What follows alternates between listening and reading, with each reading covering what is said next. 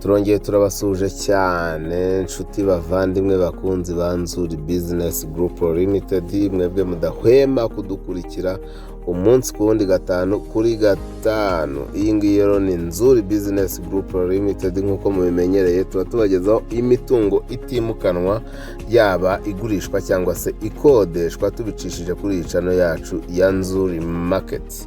Reka rero tukwibutse gukanda subscribe, wowe utarabikora, ariko kandi ugenda ugere n'ahari akazogera unakuga kandi kugira ngo ujye ubona notification zose tugenda dushyiraho, cyangwa se z'imitungo tugenda dushyiraho itimukanwa. Ni ukuvuga ngo turanga imitungo itimukanwa, yaba igurishwa cyangwa se ikodeshwa, ni ukuvuga amazu, ibibanza, amasambu muri rusange. Ibyo byose mugenda mubibona hano kuri iyi channel yacu ya NZU Market. Kandi rero subscribe kandi ukore na share kugira ngo inshuti n'abavandimwe bawe bari hirya no hino babashe kugenda babona ibyiza byose umunsi ku wundi. Reka rero tubifurize gukomeza kugubwa neza, mugahaha mukaronka aho muri hirya no hino. Rwose twizere yuko muri amahoro nk'uko duhora tubifuriza iteka.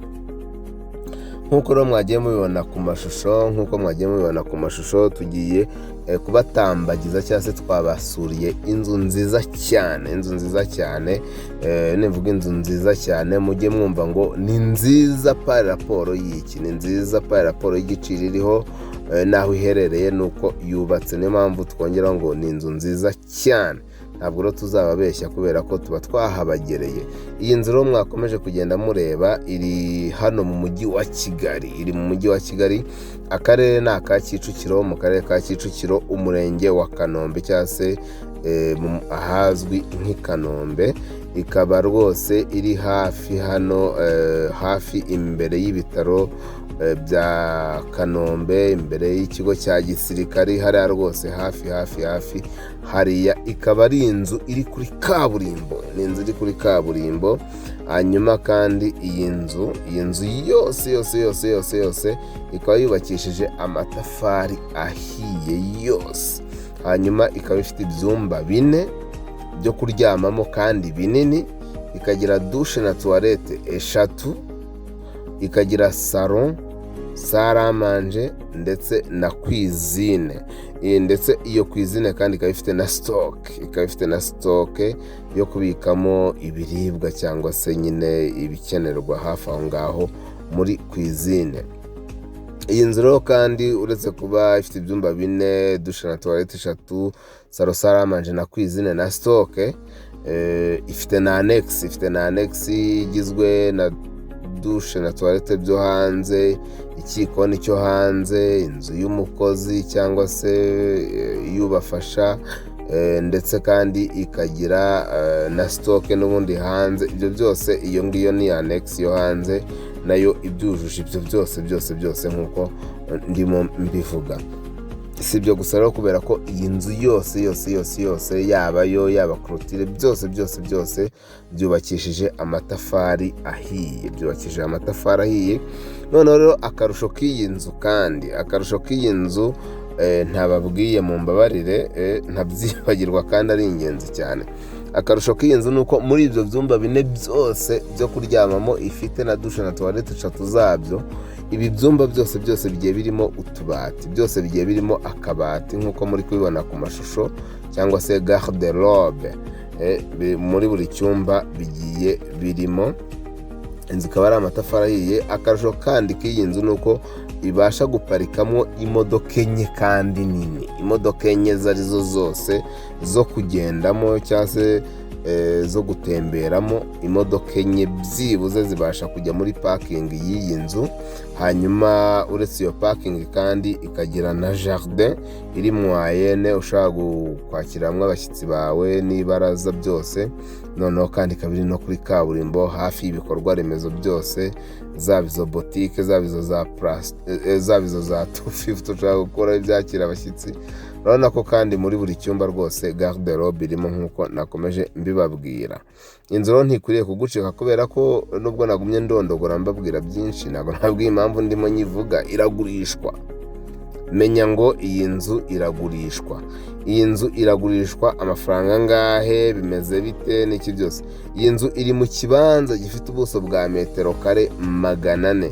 Ni ukuvuga ngo ni metero kare 400 nizo iki kibanza gifite. Hanyuma noneho ikaba igurishwa amafaranga atari menshi cyane. Ni amafaranga atari menshi cyane, ni miliyoni 68. Urabona ifite inzugi nziza, inzugi za ribuyu nziza cyane. Iyi nzu irashaka miliyoni 68 z'amanyarwanda, ariko ziri negotiable, ziganirwaho. Cyase ibihumbi 68 by'amadolari, ariko biganirwaho, negotiable, biganirwa. Nuvuga ngo nyirayo ubundi yishakiraga miliyoni 75, ariko turamwegera, nyaboneka ushaka umukiriya, ushaka kugurisha, gerageza ugabanya amafaranga, umanure n'iki, agenda byumva gake kugeza ubwo uyu munsi wa none inzu igeze kuri miliyoni 68. Ariko kandi hakaba hakenewe uruhare rwawe, wowe wayikunze, wowe wayirebye, noneho wazahagera wayikunda kurushaho, mukumvikana ukamuvuga uti nyaboneka mfasha, mfite amafaranga aya n'aya, urayafata ntuyafata. Nako kanya rero muhita mugura, natwe dukomeza tubibafashamo. Iyi ngiyi rero iracyari NZIZA Business Group Limited. Inzu turi kubereka iri kuri kaburimbo hano mu karere ka Kicukiro, i Kanombe, kuri kaburimbo rwose. Ni inzu nziza igezweho kandi yubatse mu buryo burambye. Iyi nzu rero ubaye wayikunze, ariko noneho tubibutse ngo iyi nzu ikikijwe n'ubucuruzi. Imbere hari amaduka, mu mpande hari izindi business, hakorerwa amakwe, cyangwa se hakorerwa ubukwe. Amakwe ngo ntago bibaho, hakorerwa ubukwe. Ni ukuvuga ngo iyi nzu nayo ushobora kuyishyiramo guest, ushobora gukata amaduka ku muhanda, icyo wakora cyose. Iyi nzu iri residential muta commercial, ni ukuvuga ngo ushobora kuyikoreramo ibijyanye n'ubucuruzi, ariko kandi ushobora no kuyituramo bitewe n'amahitamo yawe. Wakunze iyi nzu rero urahamagara kuri ya nimero yacu isanzwe yo muri NZIZA, ni 0788 48 67 97, cyangwa se uzuhamagare 0781 2 inshuro 3 0123. Si ibyo gusa rero, ushaka kudusura ku mbuga nkoranyambaga zacu arizo Instagram, Facebook page, Twitter, hose n'ubundi ni NZIZA Market, nk'uko hano kuri YouTube bimeze. Ari nako kandi ushaka kujya kuri website yacu ariyo www.nzuri.rw.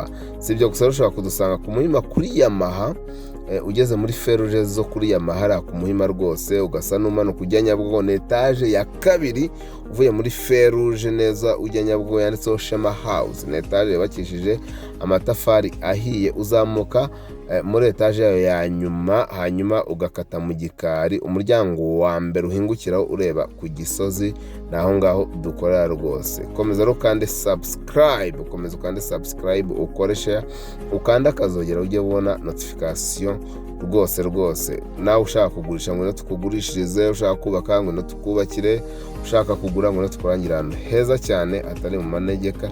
Iwacu muri NZIZA Business Group Limited, umukiriya ni umwami cyane, turabakunda, tubaye ikaze rwose, ni karibu cyane, turabakunda.